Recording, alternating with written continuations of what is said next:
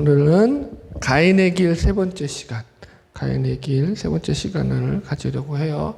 우리가 창세기 4장으로 들어와서 아담과 하와의 첫 번째 자손이었던 이 가인과 아벨이죠. 그래서 이제 가인이 그 동생 아벨을 죽이고 그 뒤로부터 벌어지는 사건들에 대해서 우리가 말씀을 지금 계속 살펴나가고 있습니다. 제가 가인의 길이라고 이 말씀의 주제를 잡은 것은, 그러니까 이 길이야말로 멸망의 길이고 모든 죄인된 인간들이 지금 걸어가고 있는 그 길이고, 그래서 이 길이 인간을 멸망으로 이끌어가는 그 길임에도 불구하고 사람들이 사실은 잘 모르고 있다라는 거죠. 그래서 잘 배워야 되고, 우리가 나는 예수 믿으니까 괜찮지 않아요? 아니라니까요. 우리 안에 이런 가인의 길의 요소들이 얼마나 많은지를 잘 점검하셔야 돼요. 그리고 그것이 나의 삶 속에서 죄가 나에게 영향력을 못 미치도록, 하나님의, 여기 우리가 지난주에 들었던 하나님의 말씀대로 하면은 죄를 다스리라는 거예요. 너는 죄를 다스리라. 그러니까 우리가 그런 것들을, 죄를 잘 다스릴 줄 아는 그런 삶을 살아야 되는 거죠. 말씀을 잠깐 복습해 봅시다. 보세요. 가인의 길이라는 게 무슨 의미예요? 가인의 길. 가인의 길은요, 자기 마음대로, 그죠? 자기가 삶의 주인 되는 길이에요. 주인으로 사는 거예요. 이게 가인의 길이죠. 삶의 주인이 하나님이 아닌 거죠. 자기 삶의 주인. 자기가 자기 삶의 주인인 거예요. 그래서 자기 욕심껏, 자기 마음껏 자기가 삶을 살아가는 거죠. 그래서 죄된 본성이 원하는 대로 그 길을 걸어가는 거예요. 가인이 제사를 드리는 것이 아벨이 드리는 제사와 완전 달랐죠. 하나님이 가인의 제사를 흠양하지 않은 가장 큰 이유이기도 하죠. 가인은 제사를 자신의 욕망을 성취하는 하나의 수단으로, 자기 욕망의 성취 수단으로 사용했다라는 거예요. 그죠? 여러분들? 여러분, 그건 마찬가지로 우리도 예배가 만약에 어떤 내 욕망의 성취 수단으로 사용되잖아요. 그러면 그건 하나님이 받으시지 않아요. 무슨, 그거 아니라니까요. 기독교 신앙은 그게 아닌 거예요. 자, 보세요. 제사를 욕망의 수단으로, 자기의 목적, 자기의 욕망을 이루는 수단으로 삼다 보니까 어떤 문제가 발생하죠? 하나님이 그것을 리젝트했어요. 나는 너와 너의 제사를 안 받을 거야. 제물 안 받을 거야. 라고 하니까 거기 속에서 분노가 폭발하더라는 거예요. 그게 분노가 그래서 어디로 향하게 되냐면은 하나님께로 튀고 자기 동생에게 튀더라는 거죠. 자기가 잘못해놓고도 자기의 잘못을 알아야 몰라요. 그게 다 저 하나님 불공평해. 재밌는 것은 제가 이제 어느 목사님 설교를 듣는데 이 가인과 아벨이 들에 나가서 가인이 아벨에게 말을 했다는 것을 저는 제 나름대로 풀었는데, 이 목사님이, 어느 목사님은 그걸 이렇게 가인이 아벨에게 무슨 말을 했냐면은 하나님에 대해서 불평을 했다, 이렇게 표현을 하더라고요. 그것도 색다르더라고요. 그럴 수도 있겠다. 그러니까 가인은, 그러니까 동생에게 하나님에 대해서 하나님이 말이야, 불공평하게 말이야, 그렇게 일을 하시면 되시겠느냐, 하나님 좀 그렇다 하면서 막 하나님에 대해서 이제 우리식으로 막 불평을 한 거죠. 그런데 아벨이 아니야 형, 그런 거 아니야 하고 형의 말을 안 들어줬다는 거죠. 그래서 해가지고 죽였다. 뭐 하여튼 그 재밌는 해석인 것 같아요. 그것도 뭐 하나의 해석이긴 하는데, 근데 우리가 보세요. 가인의 길에, 그래서 이 가장 큰 특징이 뭐예요? 이런 것들이 다 하나님 탓하고 남 탓하는 거예요. 책임이 자기한테 없는 거예요. 자기 책임을 부정하죠. 신자다워지는 가장 큰 특징 중에 하나가 뭘까요? 책임감이 강해져요. 자신의 삶에 대한 책임감이 엄청나게 강해져요. 제가 두 가지를 가장 큰 신앙의 특징으로 잡는 것 중에 그 두 가지가 뭐냐면, 첫째가 의리. 믿음은 곧 의리다. 늘 그렇잖아. 의리를 지키려고 해요. 의리를 지키려고 해. 내가 신앙인으로 왔잖아요. 그 다음에 두 번째가 뭐가 있냐면은 이게 책임감이 강해지는 거야. 사랑도 책임감이죠. 그죠? 내가 사랑한다 그러면서 아내만 부려먹어. 그거 사랑이에요? 그 착취예요. 착취지. 그 사랑은 책임에 가까워요. 무한 책임을 지는 거죠. 왜 또 삼천포로 빠졌어? 이해하셨죠? 그래서 이런 것들이 우리가 잘 기억해야 돼요. 그러니까 가인은 자기는 문제가 없는데 누가 문제인 거예요? 하나님이 문제고, 자기의 제사를 받지 않으신 하나님이 문제고, 그죠? 저 동생, 저 못난 아벨, 저것이 문제고, 자꾸 그렇게 가는 거죠. 그러니까 거기 속에서 못 벗어나고 살인이라는, 그죠? 시기, 질투, 원망, 분노에서 살인으로 가고, 그 살인이 하나님 앞에서 또 거짓 증언까지 가죠. 하나님 앞에 내가 모릅니다. 내가 그를 지키는 자이니까 하면서 뻔뻔하게 거짓말까지 하는 거죠. 그래서 이게 이제 그 마귀의 속성이 거기 속에서 드러나는 거죠. 우리는 그래가지고 그것이 이게 어떻게 아담과 하와가 지은 죄가 그 자손들에게 전가되어지는지를 갖다가 이 가인을 통해서 확인을 했죠. 이렇게 전가되는 거예요. 그 똑같죠. 오늘도 이제 그런 죄의 전가로서 일어나는 이 가인의 공포, 두려움. 이건 이제 죄를 짓고 나서 아담과 하와가 두려워했던 것과 똑같은 그런 유의 죄로 말미암은 이제 두려움이거든요. 그런 것들을 이제 확인하게 될 거예요. 여튼 뭐 그렇다. 자, 이제 오늘 본문 들어가 보겠습니다. 창세기 4장 10절부터 읽으면서 본문 시작해 봅시다. 시작. 이르시되 내가 무엇을 하였느냐? 내 아우의 피소리가 땅에서부터 내게 호소하느니라. 그래서 이제 첫 번째가 아벨의 피예요. 이 아벨의 피는 첫 번째가 신원하는 피라다. 신원하는 피. 그러니까 하나님 앞에 호소한다라는 거야. 하나님, 저게 나한테 막 그랬어요 하면서 일러 바치는 거죠. 신원하는 거죠. 그래서 이 호소한다라는 단어가 히브리어 차크라는 말로서, 그러니까 비명 소리를 지르는 거예요. 쉽게 말하면 으악 하고 소리를 지르는 거야. 그래서 하나님 앞에 소리를 지르는 거야. 쉽게 말해서 영어로 cry out이라고도 하죠. 그래서 우리 식으로 하면은 사람 살려 하고 이제 소리 지르듯이 그게 이제 그 비명을 누구에게 지르는 거예요? 하나님께.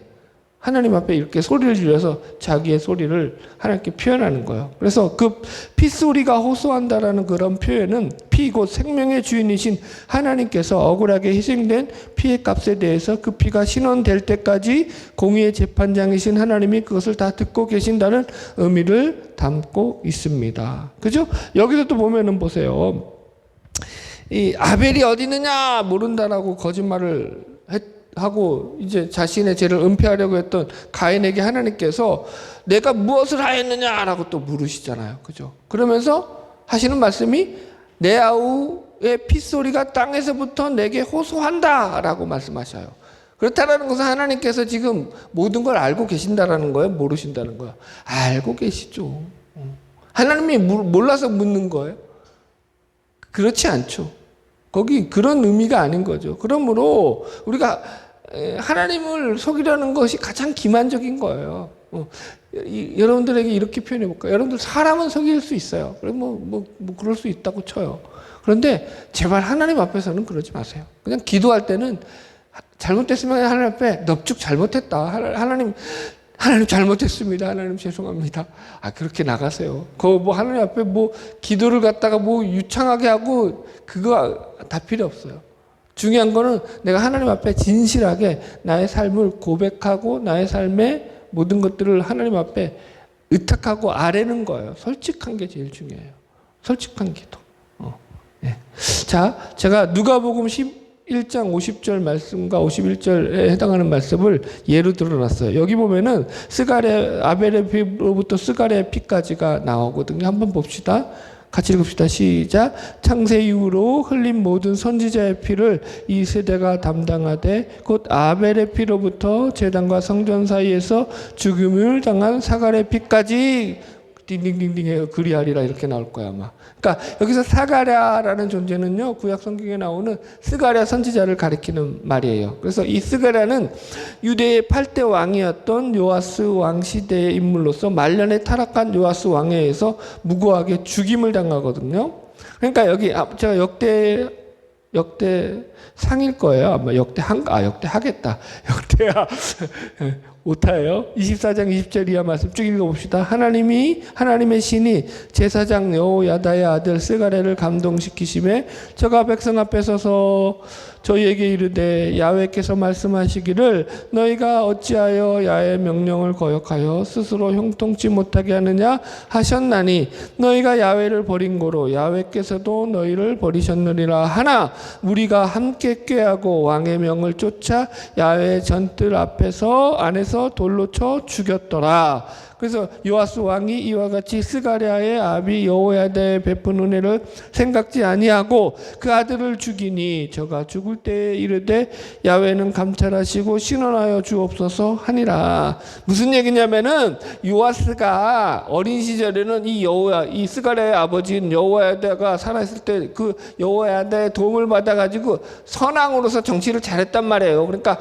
여호야다가 죽으니까 얘가 이게 뭐예요? 그러니까 좋은 뭐가 없는 거예요. 좋은 선생이 그를 이끌어가는 그런 조언해주는 그런 지략가가 없는 거죠. 그러다 보니까 잘못된 길로 막 가는 거예요. 그걸 이제 그 여호야다의 아들인 스가랴가 그렇게 가면 안 돼라고 지적질하니까 어떻게 했다고요?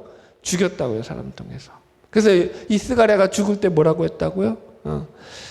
야훼는 감찰하시고 신원하여 주옵소서라고 이렇게 기도했다고요. 그래서 이 아벨의 피로부터 스가랴의 피라는 것은 모든 선지자의 피를 말하는 거예요.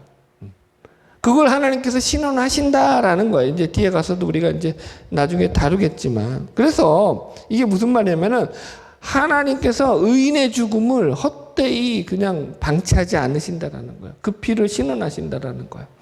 그래서 아벨의 피는 신원하는 피다. 하나님이 그 피를 아신다는 거예요. 그 피를 들으신다. 갚아주시는. 그래서 하나님께서 그것을 갚아주시는 피다. 자, 넘어가겠습니다. 그러니까 아벨의 피만 있는 게 아니라 우리는 더 중요한 게 있죠. 그 아벨의 피를 넘어서 예수의 피가 있는 거죠. 히브리서 12장 24절 같이 봅시다. 시작. 새 언약의 중보이신 예수와 및 아벨의 피로보다 더 낫게 말하는 뿌림 피니라. 이제 아벨의 피를 예수의 피와 대조하면서 설명을 하는 거예요. 그러니까 아벨의 피보다 더 나은 뿌린 피가 있는데 그 피가 뭐라고요? 예수의 피다. 이게 어떤 말씀이냐면 지금 히브리서 12장 그 18절 이하에 나오는 말씀인데 제가 이제 내용이 길어서 다 안 썼어요. 핵심 내용이 뭐냐면은 하나님의 자녀가 되는 특권으로서 그 자녀가 되는 특권이 예수의 피로 말미암아 너희가 하나님의 자녀로 구원받는 자가 된다라는 얘기를 하는 거예요. 이해하셨죠? 그게 그러니까 아벨의 피로는 하나님의 자녀가 될 수 있는 거예요, 없는 거예요? 없어요. 이렇게 설명하는 거예요. 그러니까 여기 써놨잖아요. 우리가 하나님의 자녀된 이 축복이 단지 아벨의 피, 즉 선지자의 피, 하나님께 신원하는 피, 내가 잘못하지 않았는데 억울하게 당해서 흘린 그런 피의 정당성만으로는 된다, 안 된다? 안 된다. 그걸로는 안 되고 그보다 더 나은 피가 있어야 되는데 그 피란 곧 예수님께서 너희를 위하여 대신 흘린 피다. 그래서 그걸 뿌린 피다 이렇게 설명을 하고 있는 거예요. 뿌린 피. 그 뒤에서 그래서 제가 이제 이 성경 구절들 써놨어요. 여러분 참고하는 게 우리를 구원한 게 예수 그리스도의 피, 언약의 피고 뿌린 피다. 생명의 피다. 이런 얘기를 계속하는 거죠. 왜 피 얘기를 해요? 피가 생명이니까. 그래서 아벨의 피도 그런 의미에서 지금 얘기합니다. 우리는 더 나은 피를 가진 자들인 거예요. 그러니까 우리는 아벨의 피만으로 돼요, 안 돼요? 안 돼요. 나는 내가 의로웠다. 나는 깨끗한데 내가 억울하게 당했어. 그거 갖고는 안 되는 거예요. 우리는 예수 그리스도, 우리를 위해서 죽으신, 대속해서 죽으신 그 구원의 피가 우리 안에 있어야 돼요. 뿌린 피가 있어야 되는 거예요. 그게 피가 뿌려진 거예요. 쉽게 말해서. 그래서 우리에게 튄 거야. 그게 나한테서 묻은 거야. 그래서 내가 구원 받은 거야. 예. 여기까지 이해하셨죠? 예. 갑자기 피가 나오니까 그러네요. 예. 자, 넘어갈게요. 그래서 이제 창세기 4장 11절로 12절 예, 하나님의 징벌이 나오죠. 가인에게 행하신. 같이 읽읍시다. 시작. 땅이 그 입을 벌려 내 손에서부터 내 아우의 피를 받았은즉 내가 땅에서 저주를 받으리니 내가 밭을 갈아도 땅이 다시는 그 효력을 내게 주지 아니할 것이요 너는 땅에서 피하며 유리하는 자가 되리라. 예. 그래서 이제 하나님의 징벌은 두 가지죠, 크게. 이게 땅을 통해 가지고 너가 이제 저주를 받는다라는 거예요. 이게 되게 재밌죠. 그러니까 땅이 다시는 그 효력을 내게 주지 않을 거야. 이렇게 말하고 있어요. 첫 번째가 그래서 먹거리의 저주죠. 먹거리의 저주. 아담에게는요, 어떻게 하나님께서 저주를 하셨냐면은, 저주는 아니죠. 징벌을 어떻게 하셨냐면은, 얼굴에 너가 땀을 흘려야 먹을 것을 먹을 거야. 그죠? 그러니까 노력하고 수고한 만큼 그래도 그 대가가 왔단 말이에요. 그런데 이제는 어떻게 되는 거예요? 땅이 다시는 그 효력을 준다는 거야, 아니면 네가 밭을 갈아도 아담의 벌은 뭐예요? 네가 밭을 갈아야지만 거기서 수고한 대가를 얻는 거야. 근데 이제는 네가 밭을 갈아도 땅이 그 효력을 줘, 안 줘? 안 줘. 와, 대박이죠. 그런데 이게 가인은 뭐 농사 짓는 사람이에요? 양 치는 사람이에요? 농사 짓는 사람이 했다는 말이야. 그러니까 이게 땅을 가는 농업을 하던 이 가인에게는 더 큰 저주가 되는 거죠. 재밌는 게 여기서 그래서 하나님이 아담과 하와에게는 저주라는 말을 안 썼는데 여기서는 저주라는 말을 써요. 내가 땅에서 저주를 받을 거야. 그죠? 되게 재밌죠. 이 땅에서부터 저주를 받는다라는 게, 그러니까 땅으로부터 이제 너가 큰 걸 기대하지 못한다라는 그런 의미인 거죠, 여러분들. 이야, 참. 그래서 제가 그래서 비교 구문을 써놨어요. 시편 128편 1절 2절. 여호와를 경외하며 그의 길을 걷는 자마다 복이 있도다. 내가 내 손이 수고한 대로 먹을 것이라 내가 복되고 형통하리로다. 하나님께서는요, 그러니까 우리가 열심히 우리 일을 가지고 하나님을 믿고 살아갈 때 하나님이 수고한 대로 그 먹을 것을 주신다라고 성경은 우리에게 약속하고 있는 거예요. 두 번째 하나님의 징벌이 뭐냐면 주거의 저주예요. 주거의 저주. 너는 땅에서 피하며 유리하는 자가 된다. 그죠? 그래서 이것은 말 그대로 이제 떠돌이 인생을 살 것에 대한 예언의 말씀이에요. 현실적으로 가인은 땅의 소산물을 얻기 위해서 땅을 열심히, 그죠? 경작하고 가꿨을 거란 말이에요. 그런데 땅이 보답이 안 하니까 이 땅은 안 되나 보다 하고 이 땅에서 저 땅으로 옮기는 거죠. 땅을 계속 옮길 수밖에 없는 거예요. 삶의 터전을. 더군다나 형제 살해자라는 그런 제명이 있기 때문에 그 형제들로부터 강한 적대감으로 인해서, 그죠? 계속 도망다는 그런 길을 택할 수밖에 없었던 거죠. 그래서 결국 하나님의 길을 거부하고 제 길을 걸었던 가인은 하나님으로부터 이런 저주를 받는 인생이 되고 만다. 뒤에 가서도 나오지만 그래서 가인이 생각한 것이 성을 쌓아서 외부의 침입을 막는 거야. 우리 다음 주에 다뤘지만 가인이 제일 먼저 한 게 뭐라고요? 성을 쌓았어요. 에녹성. 자기 아들의 이름을 따서 에녹이라고 하고. 그 뒤에 나오는 에녹하고 틀려요. 이해하셨죠? 성 쌓는 거예요. 성 쌓는. 그러니까 죄인된 인간들이 하는 게 뭐라고요? 성 쌓고 길 만들고. 성 쌓고 길 만들고. 만리장성 쌓고, 그죠? 팍스 로마나 길 닦고. 다 뭐 하는 거예요? 땅 따먹기. 인간은 그 짓을 한다고요. 하나님이. 이게 죄로 말미암아 벌어지는 일이다라는 거예요. 자, 넘어갑시다. 그래서 가인의 호소와 공포가 나오죠. 하나님의 징벌에 대한 불평이에요. 우리 창세기 4장 13절 같이 읽읍시다. 13절 시작. 가인이 여호와께 아뢰되 내 머리 지기가 너무 무거우니이다. 예. 그래서 이제 여기서 무겁다라는 이 단어가 개역 성경에서는, 이전 성경에서는 견딜 수 없나이다 이렇게 나와요. 그래서 히브리어 민네소라는 말로 어근이 나사인데 이게 받아들이다, 감당하다, 열망하다 이런 뜻이에요. 그러니까 이게 무겁다라는 게 뭐냐면은 들지 못한다라는 거예요. 원어적으로. 그게 무거워가지고. 그러니까 이게 여기 써놨잖아요. 그래서 이게 이 말은 능력과 인내 면에서의 역부족이라는 뜻이 아니라 부과된 형벌을 내가 받아들이지 못하는 거예요. 용납하지 못한다는 차원에서 무겁다라는 거예요. 그래서 이것은 죄를 범하고도 하나님께 반문했던 가인의 뻔뻔스러움. 내가 내 아우를 지키는 자니까 라고, 내가 그가 어디 있는지 어떻게 합니까? 라고 했던 그런 모습을 다시 회상시켜 주는 거죠. 그러니까 하나님은 불평이에요, 불평. 내가 좀 잘못했기는 하나님 이렇게 큰 벌 주셔도 됩니까? 막 이런 거예요, 지금. 야, 확실히 간이 커야 돼. 지금 가인이 그렇게 나오는 거예요, 여러분. 보세요. 이건 회개가 아니죠. 우리 식으로 말하자면은 이건 하나님 앞에 감히 하나님 유감이네요. 막 이러면서 하나님 앞에 그렇게 나가는 거죠. 여러분 인간이요. 그래요. 내가 가인이 보세요. 가인의 관심이 가인의 길의 특징이죠. 가인의 관심은 어디에 있죠? 가인의 관심. 내가 잘 살고 못 사는 것에 있어요. 이것밖에 없어요. 나의 성공. 이것밖에 없어요. 나의 성공. 가인에게는요, 내 성공을 위해서는요, 하나님도 하나의 수단에 불과한 거죠. 얼마든지, 하나님 왜 나 안 도와주세요? 이러는 거잖아요. 자, 보세요. 이때까지도 하나님이 되게 재밌는 게 가인이 계속 잘못을 하는데 하나님이 가인과 만나주셔요? 안 만나주셔요? 지금 대화 속에서 지금 하나님하고 가인하고 대화하는 거예요? 아니면 하나님이 아닌 제가 누구 어떻게 엉뚱한 뭐 존재하고 지금 대화하는 거예요, 가인이? 하나님과 대화하잖아요. 그렇지 않은 것은 뭐예요? 하나님이 지금 가인과 계속 만나주고 계신 거예요. 가인이 죄를 짓는데도 하나님이 단번에 이거 아니라니까요. 그죠? 우리가 이거 기억해야 돼요. 하나님은 계속 가인에게 뭐예요? 퍼스트 찬스, 첫 번째 기회, 세컨드 찬스, 두 번째 기회, 서드 찬스, 계속 기회를 주시는 거예요. 근데 가인이 어떻게 하는 거예요? 하나님의 은혜를 차버리는 거예요.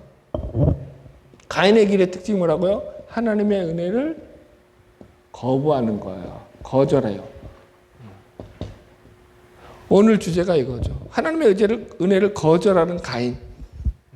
그러니까 죄도 죄인데 그 죄로 말미암아서 하나님과의 관계를 이제 회복하는 길로 나가야 되는데 그 죄에 더 빠져들어서 하나님의 은혜를 무시한다고요.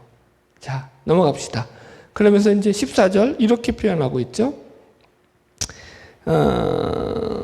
같이 읽읍시다. 시작. 주께서 오늘 이 지면에서 나를 쫓아내시온즉 내가 주의 낯을 배웁지 못하리니 내가 땅에서 피하며 유리하는 자가 될지라 물은 나를 만나는 자마다 나를 죽이겠나이다. 이렇게 나와요. 여기서 이제 제가 코멘트 다른 게 성경에서 하나님의 얼굴을 배웁지 못하게 되었다라는 말은 그분의 관심권 밖으로 벗어나 더 이상 그분의 도움과 보호를 받지 못하게 되었다라는 뜻이에요. 보세요. 이게 되게 재밌죠? 하나님이 안 도와준다고 하신 적 있어요? 없어요? 물론 하나님이 너에게 그 벌을 내릴 거야. 물론 그런 얘기는 했죠. 그렇지만 그렇다고 해서 하나님이 야 내가 그렇다고 너 안 도와줄 거야. 그 얘기는 없단 말이에요. 그런데 자기 지레짐작 뭐하고 있어요 지금? 하나님이 나를 쫓아냈으니까 나는 이제 다 죽었습니다 하고 공포에 떨고 있죠. 아담과 하와가 죄짓고 공포에 떨었던 것과 똑같죠, 여러분들. 여러분들. 그래서 하나님의 보호를 받지 못한다라고 생각할 이 가인이 스스로 죽음에 대한 공포에 떨으면서 이제 두려워하는 거죠. 제가 예를 그래서 이 가해자의 인권에 대한 변론이라고 잠깐 써놨어요. 왜 제가 이런 제목을 잡았는가 하면은 인간의 죄인됨을 증거하기 위해서요. 자, 보세요. 가인이요, 지금 죄는 누가 진 거예요? 지가 졌어요? 하나님이 졌어요?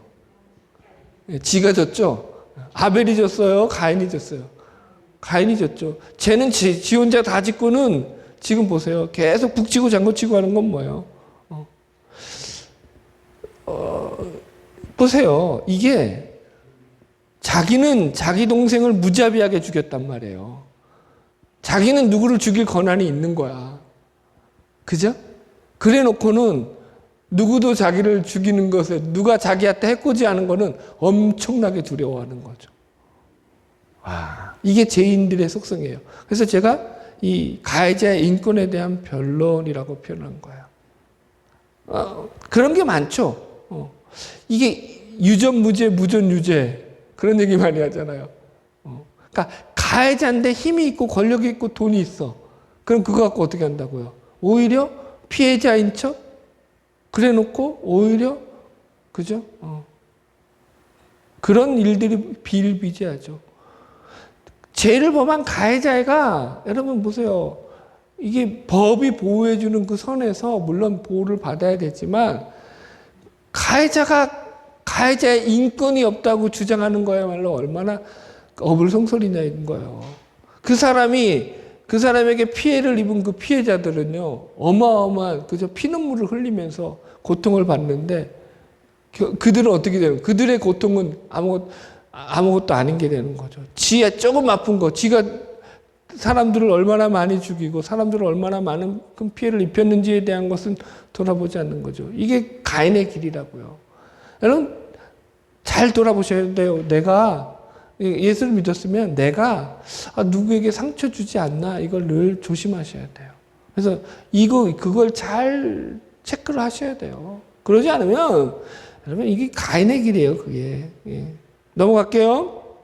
여기서 이제 난의 구절이라고 제가 표시해놨는데, 난을 만나는 자마다 나를 죽인다라고 하니까 성경을 믿지 않는 많은 그런 불신자들이 하는 질문 중에 하나가, 성경에는 아담과 하와가 자식으로 가인과 아벨밖에 없는데 어떻게 또 사람들이 만나가지고 가인을 죽이냐, 그러면서 이거 갖고 많이 시비를 걸죠. 그러나 여기 써놨죠. 성경은요, 선택 기록설이라고 해요. 성경의 기록은요, 이게 구구절절 다 온 인류 만사를 다 기록한 게 아니에요. 선택적 기록설이라고 하는데, 이게 뭐냐면 구속사의 흐름을 중심으로 꼭 필요한 내용과 필요한 인물만 발췌해서 기록한 게 성경이란 말이에요. 자, 그 예로 제가 이렇게 써놨어요. 창세기 5장 3절에 가면은 아담이 셋을 낳을 때의 나이가 130세였어요. 그죠? 그래 놓고 그 뒤로 800년을 지나면서 자식을 낳았대요. 우리는 그러니까 우리식의 개념으로 하면 이해가 안 되지만, 어떤 성경의 기록으로 하면은 800년 동안 자녀를 낳았다는 거예요. 그죠? 네.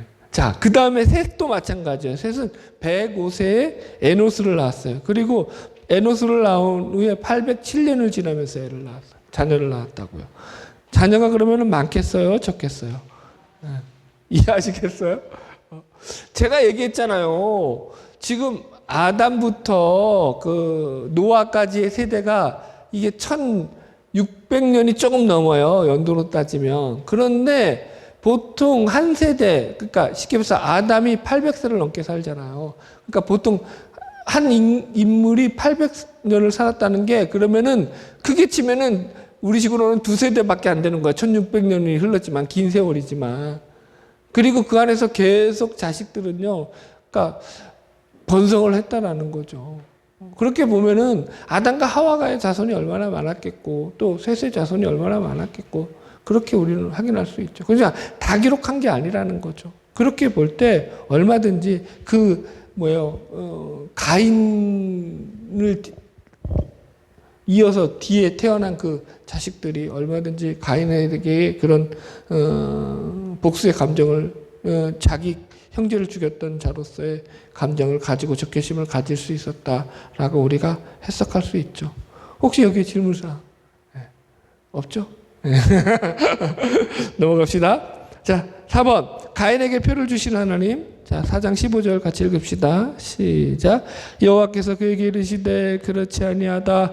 가인을 죽이는 자는 벌을 7배나 받으리라 하시고, 가인에게 표를 주사 그를 만나는 모든 사람에게서 죽임을 면하게 하시니라. 예, 여기서 이제 단어적인 풀이 먼저 해드릴게요. 보면은 이 벌이라는 단어가 이게 그냥 우리식으로 말하면 그냥 벌이 아니에요. 그게 이제 히브리어 나캄이란 말로, 이게 복수의 어벤지라고 하거든요. 리벤지라고도 하고, 이게 복수라는 말이에요. 복수. 그러니까 너에게 이제 그 복수하려는 그런 자들의 그 복수를 내가 막겠다라는 거예요. 그 벌을 갖다가 하나님께서 저거 하겠다는 거예요. 복수하지 말라는 얘기죠. 그죠? 복수하는 자들은 어떻게 한다는 거예요? 벌을 7배나 받는다. 7배라는 게, 7이라는 게 완전수죠. 7배. 그러니까 하나님께서 반드시 거기에 완전하고도 철저하게 그런 자들에게 보응하신다. 이런 뜻이 되는 거죠. 그죠? 예. 그 다음에, 그 표를 주신다 할 때 이 표가 히브리어 오트예요. 오트. 그래서 기념비, 증거물, 깃발, 표시 이런 등의 뜻으로 쓰이는데, 이것이 그래서 어떻게 문자적으로 진짜 외형적인 어떤 표식인지, 우리가 이제 예를 들어서 이마에 표시가든 뭐 어디, 그죠? 손목에 표시라든 뭐 요즘 문신 많이 하고 다니잖아요. 막 그렇듯이 뭐 그런 표식인지, 뭐 아니면 하나님께서 어떤 가인에게 주셨던 내적 확신인지 정확하게는 알 수 없어요. 그러나 우리가 분명하게 알 수 있는 건 이 표를 통해 가지고 하나님이 주시는 이 표는요, 하나님의 은혜를 상징하는 거죠. 여기 사다시 써놨잖아요. 죄인 개수에게 넘치는 은혜 해가지고 가인에게 주신 하나님의 표는 죄인에게 베푸시는 하나님의 은혜를 상징한다. 하나님은 이렇게 가인이 죄를 저질렀음에도 불구하고 또 은혜를 베푸시고 기회를 주신다. 가인을 죽이는 자는 벌을 7배나 받으리라. 그래서 이걸 갖다가 호크마 성경에서, 주석에서는요, 하나님께서 최초의 살인자인 가인을 유리하는 자로 삼으사 그 살인자의 비참한 결과를 교훈하고자 그를 죽이지 못하게 하셨다라는 주석도 있지만 좀 더 포괄적인 해석이 필요해요. 왜냐하면 이렇게 해석이 좀 말이 안 되는 게, 가인이 보세요. 세상적으로는 잘 살았어요, 못 살았어요? 이제 다음 주에 다루겠지만 잘 살았다니까. 모든 조상의 무슨 문명의 조상이라니까. 그 뒤에 보면은 여기 보면서 쭉쭉 나오는 거 보면은 여러분 그죠? 모의 조상, 모의 조상, 모의 조상들이 다 나와요.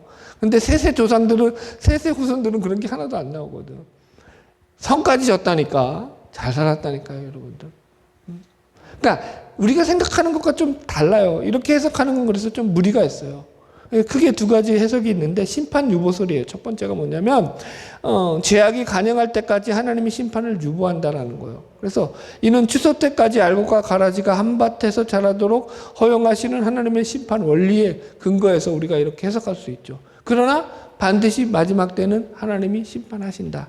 그 다음에 모든 사람의 생명은 하나님이 주관하신다라는 그런 하나님의 그 생명의 주관 되신 하나님의 선언이다라고 이렇게 해석을 하는 것입니다. 그런 거죠, 여러분들. 그러니까 생명의 주관 되시는 하나님 앞에서 그 생명을 누구도 우리가 마음대로 벌할 수 있는, 우리는 그런 권한과 권리가 없다. 그 얘기하는 거죠. 그러므로 상대가 악하다고 해서 너도 똑같이 그렇게 악하게 살면 안 돼. 라는 경고의 메시지로 우리가 말씀을 받아야 될 줄로 믿습니다. 마지막 교훈과 적용 5-1. 하나님은 모든 믿는 자의 피를 신원하신다. 요한계시록에 보면 하나님 앞에, 그죠? 하늘나라에 올라가서도 신원하는 자들의 그 이야기가 나오죠.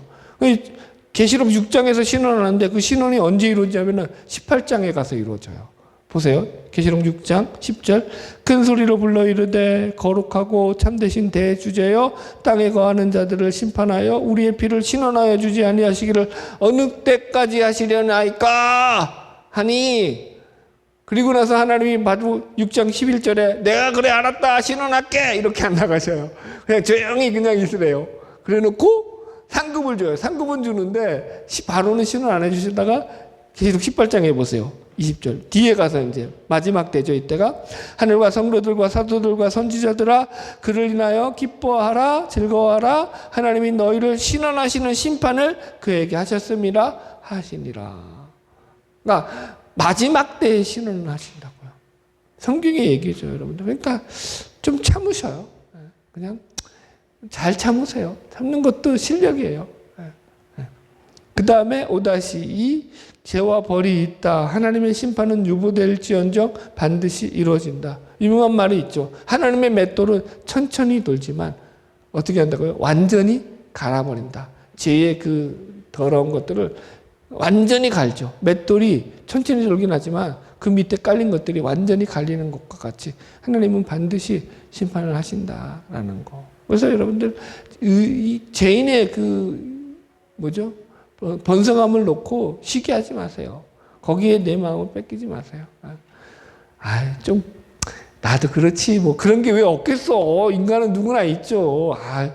저놈은 딴 놈은 그래도 저놈은 잘 되면 안 돼. 그런 인간들 있잖아. 근데 또 그런 것들이 잘 돼. 그랬을 때 속상하지. 그러나 그것 때문에 내가 내 마음에 시험에 빠지고 그러지 마세요. 하나님이 반드시 신원하는 날이 있다.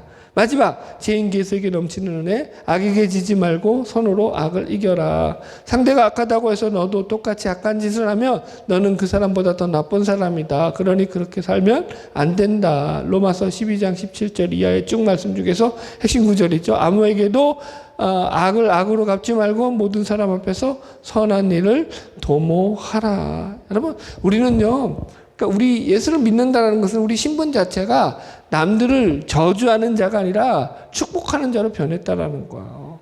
그러니까 목사님 중에서도 그런 분들이 가끔 있었잖아요. 그러니까 억울하지. 그러니까 막 자기를 배신하고 그다음에 뒤통수를 치고 등에 칼을 꽂고 막 그런 자들이 생겨났을 때 억울하지. 그러면서 막 강단에서 저주 비슷한 이야기들을 막 해요.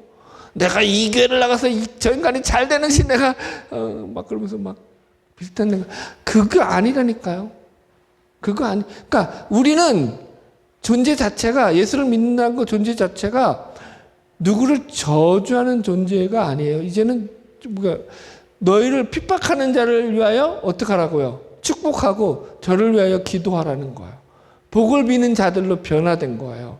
이게 여러분들 이해하기 쉽게 설명할게요. 돈 얘기하면 이해하기 쉽잖아. 누가 나한테 그러니까 하여튼 뭐예요?